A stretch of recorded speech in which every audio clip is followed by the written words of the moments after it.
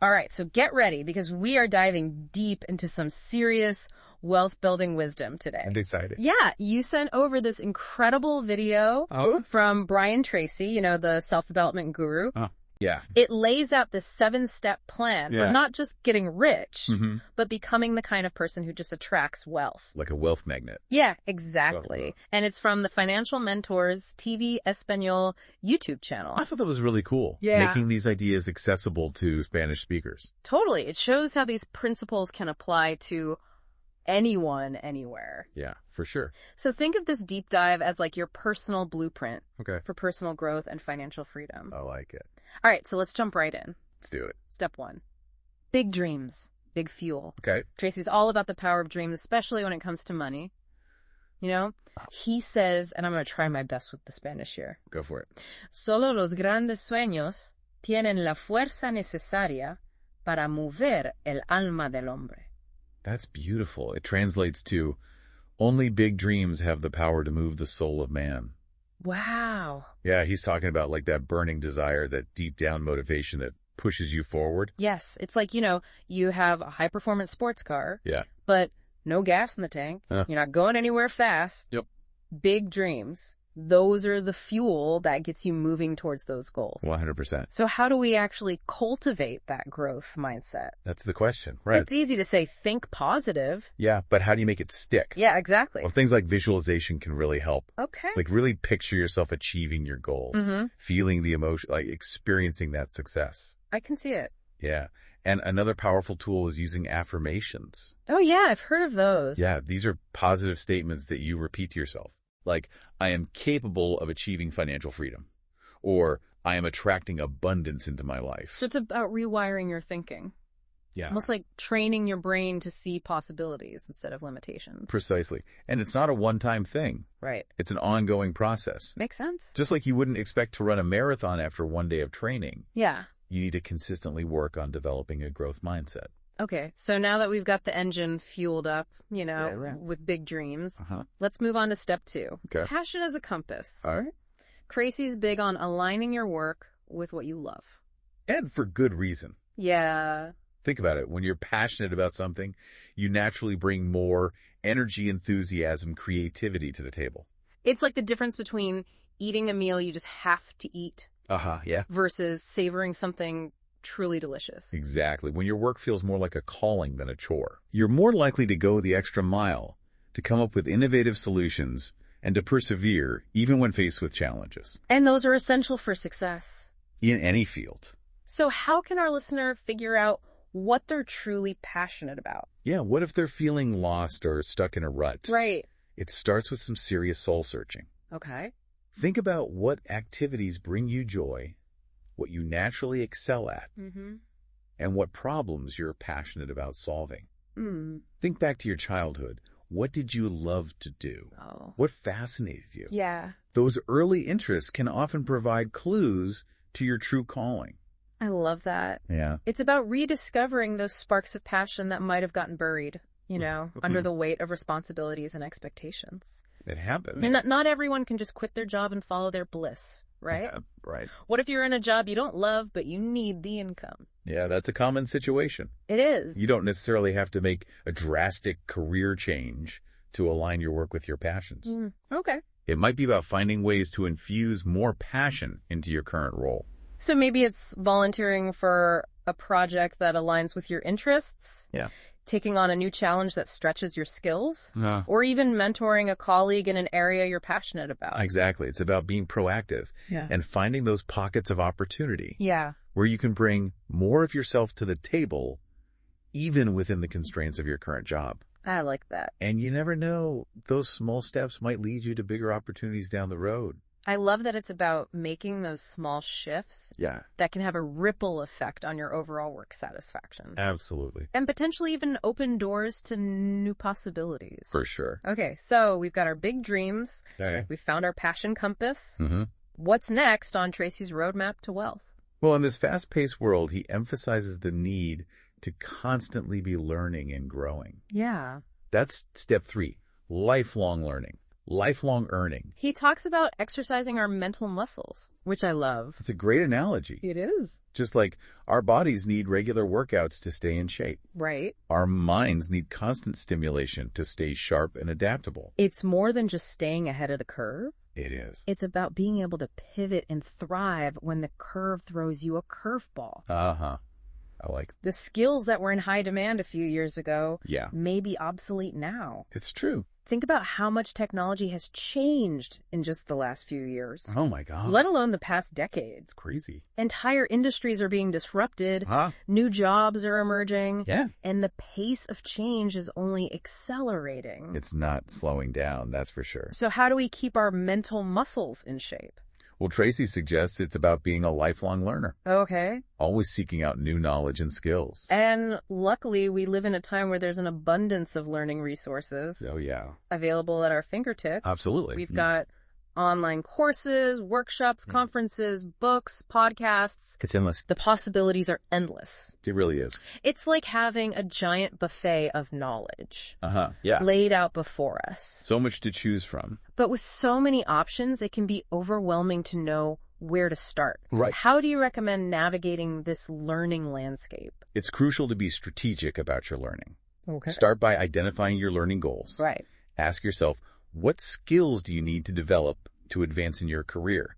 What knowledge gaps are holding you back from achieving your financial goals? Okay. Once you have a clear direction, you can start exploring resources that align with your objectives. So it's about being intentional with your learning. Yes. Not just randomly consuming information, Right. but focusing on what will truly move the needle in your life. Exactly. And it doesn't always have to be formal education either. Right. You can learn so much from mentors, colleagues, industry experts, even through everyday experiences. So true. It's about cultivating that mindset of curiosity. Yeah. And constantly seeking opportunities to learn and grow, I love that. no matter where you are or what you're doing. Absolutely. All right, we've got our dreams, our passion, and a commitment to lifelong learning. We're doing well. Now, how do we actually put all of this into action? Well, that brings us to step 4. Okay. Prioritize to maximize. All right.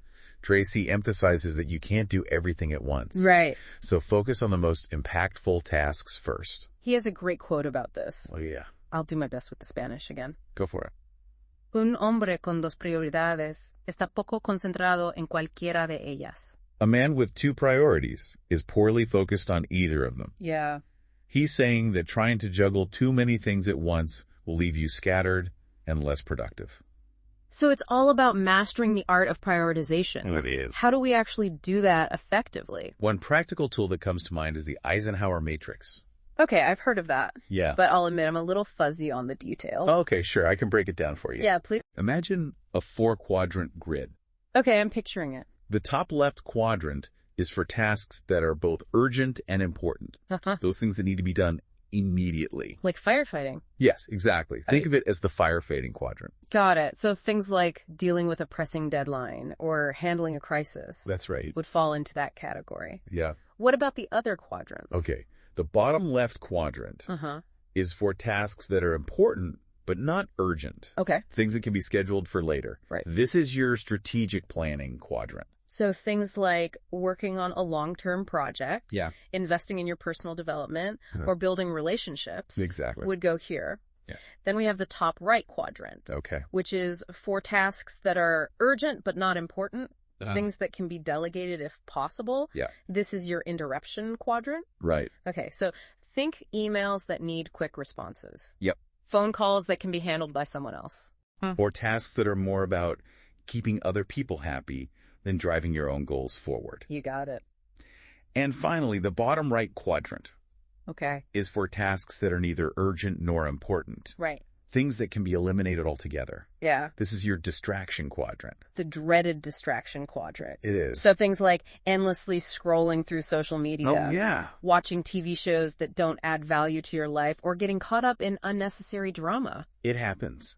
It does. So, the Eisenhower matrix is a powerful visual tool It is. that helps you see where your time and energy are going and make conscious decisions about what to focus on first. You become the CEO of your own day. I love that. Yeah, making sure you're spending your most valuable resource, your time, Right. on the things that truly matter. It's like having a roadmap that helps you navigate through the chaos of daily life. Yeah. And stay on track towards your destination. Exactly. And remember, prioritization is an ongoing process. Right. As your goals evolve and circumstances change, you'll need to reassess your priorities and adjust your approach accordingly. This is so helpful. Good. So we've got our big dreams. Yeah. We're fueled by passion. We're committed to lifelong learning. And we've got a system for prioritizing our tasks. We're on a roll. What's next on Tracy's list? Well, all of that planning and preparation won't get us very far without the discipline to execute. Oh, yeah, that's key. The step 5 discipline, the bridge to success. Right. He argues that discipline is what bridges the gap between knowing what to do and actually doing it. This is where things get real. They do. It's one thing to have a vision board full of inspiring goals, but it's another thing entirely to actually put in the work day after day to make those dreams a reality. You got to walk the walk. And that's where discipline comes in. It is. It's about making those tough choices, showing up even when you don't feel like it, and staying committed to your goals even when things get tough. You got to be resilient. You know what's interesting? What's that? When I think about discipline, Yeah. I used to picture it as this harsh, restrictive force. Like depriving yourself of all the fun things in life just to achieve some lofty goal. I know what you mean. Yeah. But Tracy's perspective on discipline is actually quite different. Oh, is it? Yeah. He sees it as a form of self-empowerment. Okay. It's not about deprivation. It's about making choices that align with your long-term goals, even when they're difficult. I love it. So it's not about forcing yourself to do things you hate. Right. It's about having the willpower to delay gratification. Yeah. And choose actions that contribute to your ultimate vision. Exactly. Even if they're not always the most fun or immediately rewarding. You got to think of it like being the CEO of your own life. Making decisions from a place of long-term vision rather than succumbing to short-term impulses. You know, this reminds me of when I was training for a marathon a few years ago. Oh, yeah. I was never a natural runner, but I had set this ambitious goal for myself. Okay. And I was determined to see it through. I like it. There were so many mornings when I just wanted to stay in bed. Yeah, I bet. But I had made a commitment to myself. And I knew that if I wanted to reach my goal, I had to lace up those shoes and hit the pavement. Rain or shine. Rain or shine, exactly. That's a perfect example of discipline in action. It is. It's about making those choices that align with your goals, even when they're not easy. Right. And it's about recognizing that every choice you make is a vote for the person you want to become. And you know what? It wasn't always easy. But the more I stuck to my training plan, the easier it became. That makes sense. It was like building a muscle, not just a physical one, but a mental one too. That's a great point. Discipline is a muscle that gets stronger with practice. Yeah. The more we exercise it, the easier it becomes to make those tough choices and stay committed to our goals. So it's not about being perfect. Nope. It's about progress. We're all going to have days when we slip up. Of course. But the key is to get back on track and keep moving forward. Couldn't agree more. Okay, so we've talked about the importance of having big dreams, finding our passion, committing to lifelong learning, prioritizing our tasks, and cultivating discipline. Well, we've covered a lot. What's next on Tracy's list? Well, he recognizes that we're all influenced by the people we surround ourselves with. Oh, that's so true. Step 6. The power of your circle highlights the impact our social circle has on our beliefs and behaviors. You know the saying, you are the average of the 5 people you spend the most time with. Oh, yeah, that's a good one. It's a powerful reminder that the company we keep can either lift us up or hold us back. It's true. It's like this concept called social contagion. Okay. Where emotions, behaviors, and even ideas can spread within groups. Interesting. Yeah, we tend to mirror the attitudes and habits of the people we spend the most time with. So if you're surrounded by people who are constantly complaining about money, have a scarcity mindset or engage in unhealthy financial habits. Yeah. It's going to be much harder for you to break free from those patterns. Right. And achieve your own financial goals. It makes sense. But on the flip side, if you surround yourself with people who are financially savvy, have a positive attitude towards money. Yeah.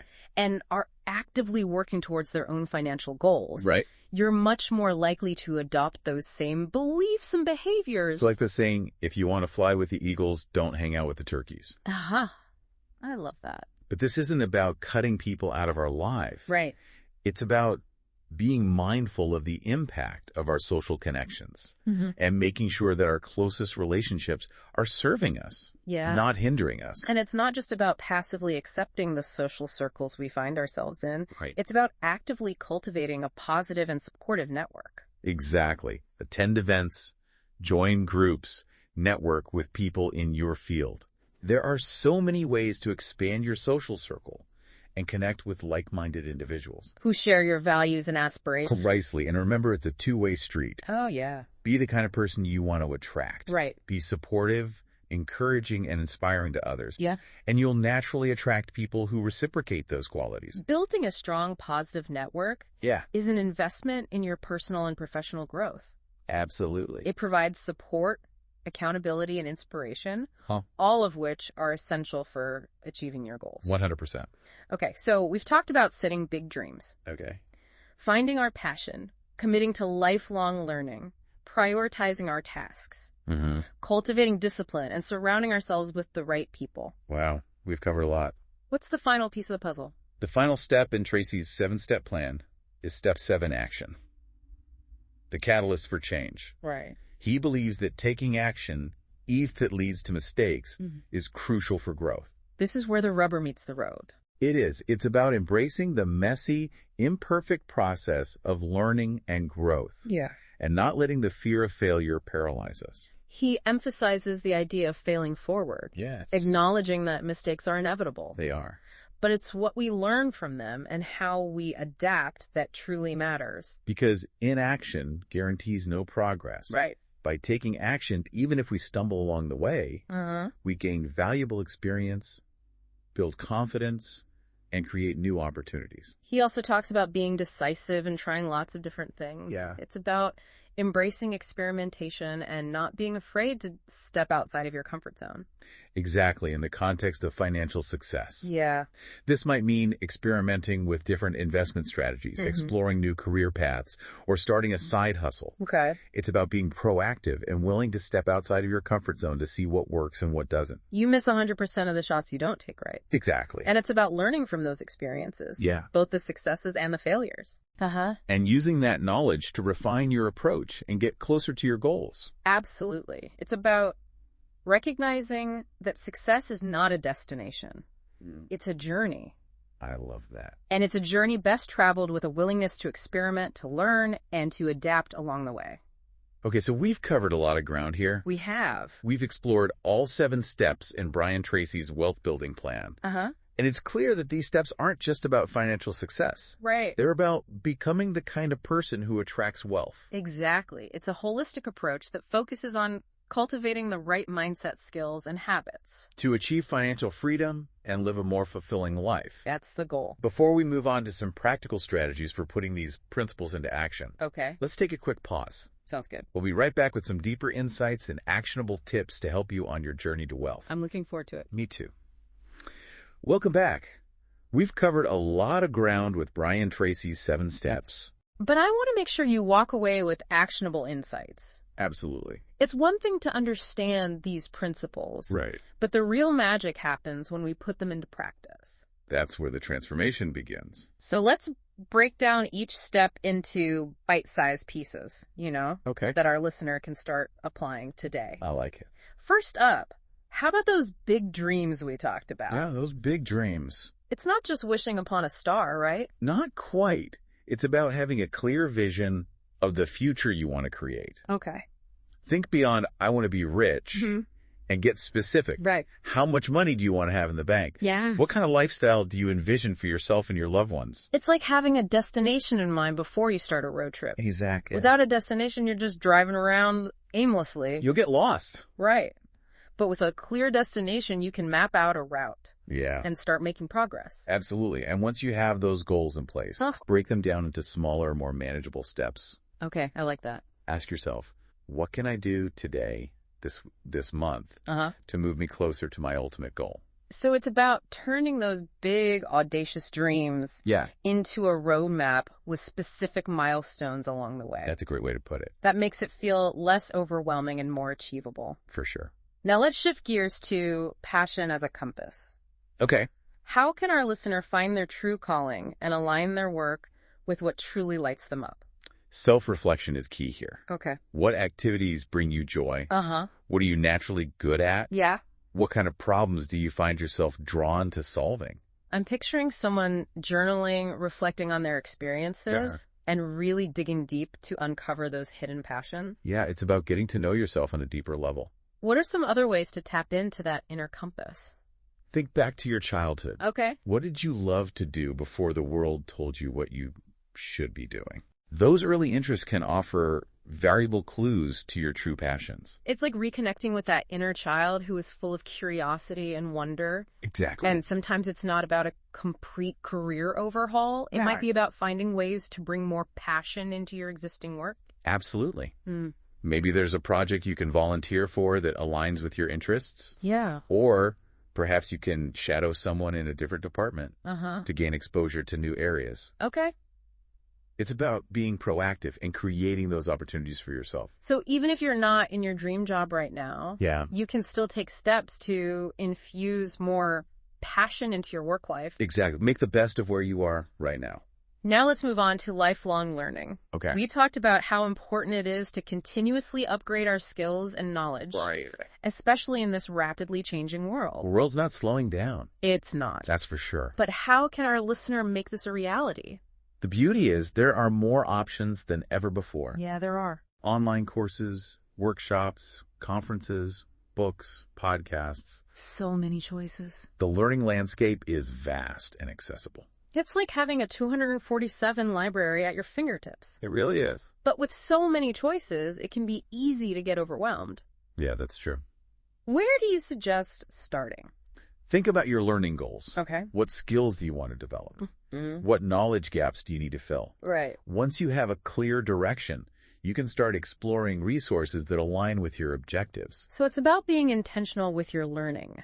Yes. Not just passively consuming information. Right. But actively seeking out knowledge that will help you achieve your goals. Exactly. And don't limit yourself to formal education. Right. You can learn so much from mentors, colleagues, industry experts, even through everyday experiences. You know, I recently started listening to podcasts at 1.5x speed.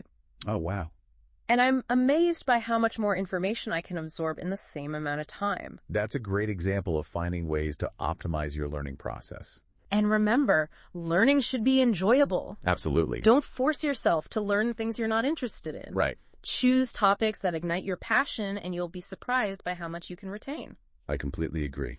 Now let's tackle prioritization. Okay. We all have the same 24 hours in a day. We do. But it's how we manage our time and energy that makes all the difference. It's about working smarter, not harder. How can our listener effectively prioritize their tasks and focus on what truly matters? The Eisenhower matrix we talked about earlier is a fantastic tool for this. Okay, yeah. I'm visualizing that 4-quadrant grid again. Yeah. Urgent and important but not urgent, urgent but not important. And the dreaded, not urgent and not important. That's the one. Let's say our listener is working towards building a successful side hustle while also juggling a full-time job and family commitment.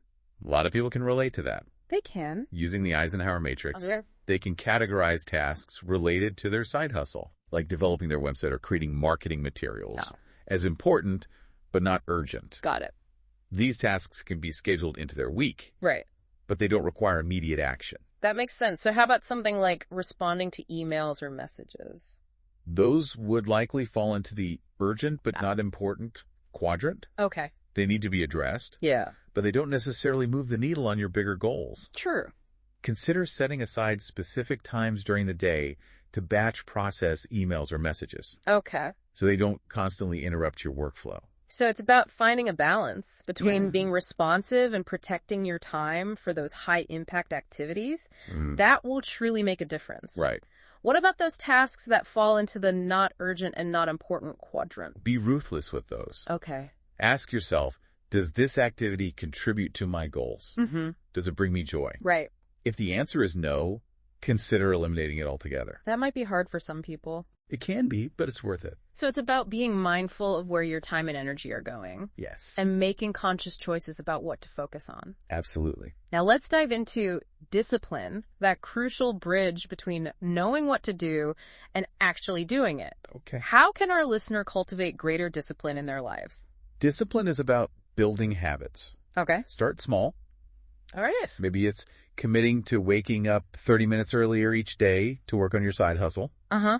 Or setting aside a specific time each week to review your finances. Okay. The key is to start with something manageable and be consistent. It's like training for a marathon. Exactly. You wouldn't start by trying to run 26 miles on day one. No way. You'd gradually increase your mileage over time, building endurance and strength along the way. And just like with physical training, there will be days when you don't feel like showing up. Oh, yeah. But it's on those days that discipline really matters. It's about pushing through the resistance and doing what needs to be done even when you don't feel like it. I'm reminded of that quote, motivation gets you started, but discipline keeps you going. Ooh, that's a good one. And don't be afraid to seek support. Yeah. Find an accountability partner, join a mastermind group, or work with a coach.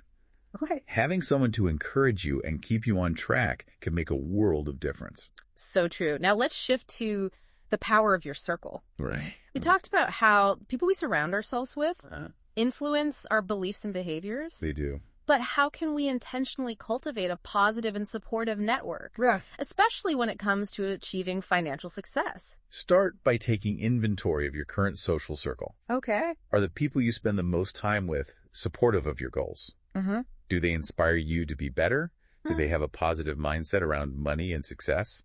It's not about cutting people out of your life. No, it's not about. It's about recognizing that some relationships might be holding you back, while others can propel you forward. Exactly. And it's about being proactive in expanding your network. Okay. Attend industry events, join professional organizations, reach out to people you admire on social media. What are some specific things our listener can do to connect with like-minded individuals? Online communities are a great place to start. Okay. There are countless Facebook groups, forums, and online communities dedicated to specific industries, interests, and goals. Right. You can connect with people from all over the world who share your passions. Yeah. And can offer support, advice, and accountability. That's a great tip. And remember, it's a two-way street. It is. Be the kind of person you want to attract. Yes. Be supportive, encouraging, and inspiring to others. And you'll naturally attract people who reciprocate those qualities. Absolutely. Building a strong, positive network is an investment in your personal and professional growth. It provides support, accountability, and inspiration, all of which are essential for achieving your goals. All right, let's move on to the final step action, the catalyst for change. Okay. We know that taking action is crucial. It is. But how can our listener overcome the fear of failure and start taking those first steps? Reframe failure as a learning opportunity. Okay. Every mistake, every setback provides valuable insights that can help you improve and grow. It's about embracing the growth mindset. Yes. Viewing challenges as opportunities to learn and evolve. Right. Rather than threats to our ego. Exactly. Remember, action breeds confidence. I like that. The more you take action, even if it's imperfect action, the more confident you become in your ability to make things happen. So what's one small action our listener can take today to put these principles into practice? How about identifying one limiting belief that's holding you back financially? Okay. Maybe it's, I'm not good with money, or I'll never be able to afford that. Write that belief down and then brainstorm 3 actions you can take to challenge and overcome it. That's a great starting point. It's about taking that first step. Yes. No matter how small, and building momentum from there. Remember, progress over perfection. We've covered so much in this deep dive. We have. We've explored Brian Tracy's 7 Steps to Wealth, and we've delved into practical strategies for applying these principles to your life. It's been a great discussion. But before we move on to our final thoughts, let's take a quick pause. Sounds good. We'll be right back with some concluding insights to leave you feeling empowered and inspired to take action. All right, we are back and ready to wrap up our deep dive into Brian Tracy's 7 Steps to Wealth. It's been quite a journey. And has exploring these powerful principles. Yeah. And how they can transform not just your finances, but like your entire life. It's not just about accumulating wealth, right? It's about becoming the kind of person who naturally attracts abundance. That's the goal. Yeah. Right? To become that wealth magnet. Yeah, Tracy's plan is like a blueprint for building a life of purpose fulfillment and financial freedom. All the above. He emphasizes that it's not some get-rich-quick scheme. Yeah, no magic pill here. It's about cultivating the right mindset, skills, and habits. And that's what makes it so empowering. It does. It puts you in the driver's seat. Yeah. It's not about luck or circumstance, you know? Right. It's about making conscious choices and taking consistent action. So out of all the steps we've discussed, what resonated most with you? That's a good question. What's one action you're inspired to take right now? For me, it's the power of surrounding yourself with a supportive community. Oh, yeah, I like that. It's a reminder to be intentional about the company you keep and to seek out connections that uplift and inspire you. It's like creating your own personal board of advisors. Yeah. People who challenge you, support you, and celebrate your wins. Exactly. What about you? Yeah. Which step stood out the most? Honestly, the idea of failing forward really hit home. It's a reminder that mistakes are inevitable. Right. But they're also valuable learning opportunities. So true. It's about shifting our perspective from fearing failure to embracing it as a necessary part of the growth process. Exactly. It's about getting comfortable with being uncomfortable. Yeah.